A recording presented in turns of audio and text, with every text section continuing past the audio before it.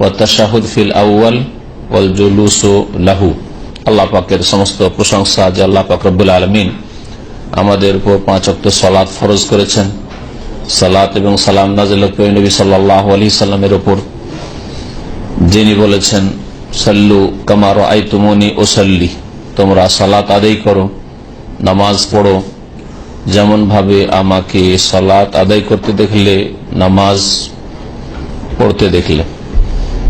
নবী করিম সাল্লাল্লাহু আলাইহি সাল্লামের সাহাবায়ে কেরামরা নবী সাল্লাল্লাহু আলাইহি সাল্লামের সালাতের নামাজের পদ্ধতি বিস্তারিত বর্ণনা করেছেন, যা নবী সাল্লাল্লাহু আলাইহি সাল্লামের কাছে দেখেছেন অথবা তার থেকে শুনেছেন, ওইভাবেই তারা বর্ণনা করেছেন। সহিহ সূত্রে সহিহ সনদে যেইভাবে নবী করিম সাল্লাল্লাহু আলাইহি সাল্লাম থেকে বর্ণিত নবী সাল্লাল্লাহু আলাইহি সাল্লামের নামাজ, ওইভাবে প্রত্যেক মুসলিমকে নামাজ আদায় করতে হবে।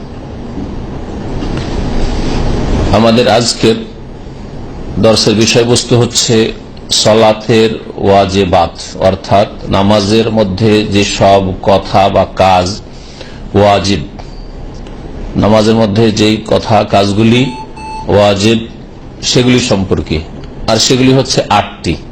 প্রথম সংক্ষেপে 8টি গণিয়ে দিই, আর তারপরে প্রত্যেকটির দলিল প্রমাণ নবী করিম সাল্লাল্লাহু আলাইহি সাল্লামের হাদিস থেকে বা নবী সাল্লাল্লাহু আলাইহি সাল্লামের আমল থেকে আমরা পেশ করার চেষ্টা করব।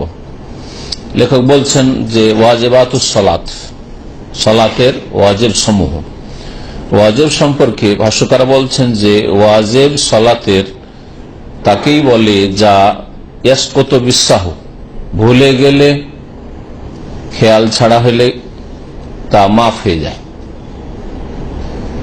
যদি কেউ ভুলে যায় ওয়াজিব আদায় করতে, সে বলার বিষয় হলে বলতে অথবা করার বিষয় হলে করতে, সে ওয়াজিবটা আদায় করতে যদি ভুলে যায় তাহলে সেটা মাফ হয়ে যায়, তাতে কোনো যায় আসে না। তবে ওতে যে ত্রুটি হলো, ঘাটতি হলো, ওয়াজবরু ওয়াইজবারু বেসাজদাতাই সাহু, এই জন্য সেজদায় সাহু করে তার ঘাটতি পূরণ করতে হবে।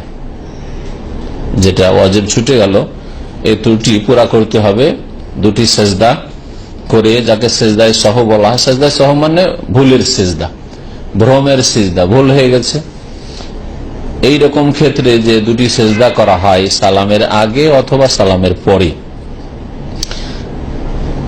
এক সালাম ফেরার পরে, মাঝখানে নয়, যেমন ভাবে এক শ্রেণীর লোকেরা নাকি দেশে করে, জানি না, ওদের দলিল আল্লাহ পাক ভালো জানেন আর ওরা জানে। তবে নবী করিম সাল্লাল্লাহু আলাইহি সাল্লাম থেকে প্রমাণিত সেজদায় সহ কাবলা সালাম হয় 2 সালামের আগে রয়েছে, তাশাহুদ যখন সবকিছু পড়া হলো, দোয়া মাসুরা পড়া হলো তারপরে, আর না হলে বাদাস সালাম, 2 দিকে সালাম ফেরার পরে। তো ওয়াজিব বলা হয় যদি ভুল হয়ে যায়, ভুলে গিয়ে থাকে, তাহলে সেটা মাফ হয়ে যাবে আর ওর ঘাটতি পূরণ করা হবে সেজদায় সহ দিয়ে। সেজদা সহ করা হয় 3টি ক্ষেত্রে। সেজদা সহর মাসলা বিস্তারিত বলবো না, শুধু এই ক্ষেত্রটি জানেন। সেজদা সহ কখন করবেন?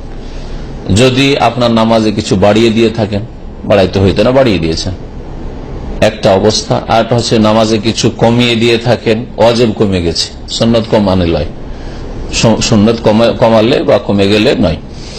যদি কোনো ওয়াজিব কমিয়ে দিয়ে থাকেন অথবা সন্দেহ হয়ে থাকে, 3 নম্বর ক্ষেত্র হচ্ছে যদি সন্দেহ হয়ে যায় যে 2 রাকাত পড়লাম না 3 পড়লাম, 3 পড়লাম না 4 পড়লাম, এইরকম যদি সন্দেহ হয়, তাহলে কমটা নিশ্চিত ভাবে ধরে নেওয়ার পরে এই যে সন্দেহ হয়ে গেল, এর ঘাটতি পূরণের জন্য সহসিজদা করবেন। 3টি ক্ষেত্রে সহসিজদা রয়েছে।